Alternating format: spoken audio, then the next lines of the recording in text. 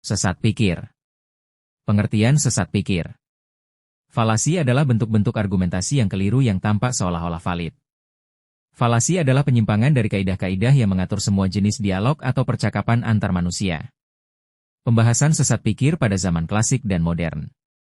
Falasi telah dibahas oleh filsuf Plato, Aristoteles. Juga oleh filsuf modern, Locke, Mill, dan Schopenhauer. Schopenhauer menyebut falasi sesat pikir dengan sebutan tipuan dialektis. Dia mengatakan, alangkah baiknya jika untuk setiap tipuan dialektis kita dapat memberikan sebuah nama khusus yang sangat kuat. Kesesuaian antara tipuan dialektis itu dengan namanya, sehingga setiap kali ada orang yang melakukannya kita dapat langsung membulinya dengan menyebut nama tersebut. Tom Chatfield, Bias Kognitif. Pembahasan falasi pada zaman sekarang. Falasi kini dibahas secara khusus dalam informal logik, al-mantik ghair al-syuri, atau praktikal al-mantik al-amali. Informal logik adalah penggunaan logika untuk mengenali, menganalisa, dan menilai argumentasi yang digunakan di dalam percakapan atau dialog sehari-hari seperti di dalam obrolan biasa, iklan, debat politik, maupun persidangan di pengadilan, baik kita temukan di koran, radio, TV, internet, maupun media lainnya. Pentingnya mempelajari sesat pikir. Mengenali falasi sangatlah penting karena perdebatan dapat dimenangi bukan hanya dengan argumen yang kuat. Banyak orang yang memberikan porsi premis hingga konklusi argumentatif yang sangat kecil bagi pernyataan atau pendapat mereka. Mereka adalah para pengguna falasi. Mereka orang yang mengeksploitasi instrumen lain dalam perdebatan agar argumennya yang tidak kuat, bahkan keliru, dapat menghipnotis publik. Mereka berusaha memenangi perdebatan dengan cara mengolah lapisan semantik dan pragmatik bahasa, memanfaatkan lapisan karakter, ideologi, dan psikologis lawan, lalu meramu semua itu dengan emosi dan afiliasi penonton debat tersebut. Plato mengatakan, di dalam debat tentang makanan di depan anak-anak, penjual permen pasti menang melawan dokter. Falasi formal, affirming the consequent. Contoh lain, premis 1, melarang penyelenggaraan pertandingan sepak bola dapat mencegah tawuran antar supporter. Premis 2, mencegah tawuran antar supporter itu dibutuhkan. Konklusi, jadi, melarang penyelenggaraan pertandingan sepak bola itu dibutuhkan. Contoh lain, premis 1, membekukan jalur kereta dapat mencegah tabrakan antar kereta. Premis 2, mencegah tabrakan antar kereta itu dibutuhkan. Konklusi, membekukan jalur kereta itu dibutuhkan.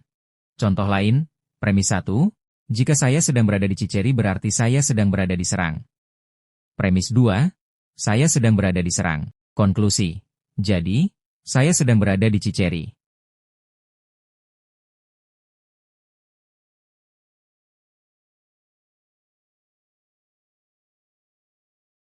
Falasi informal.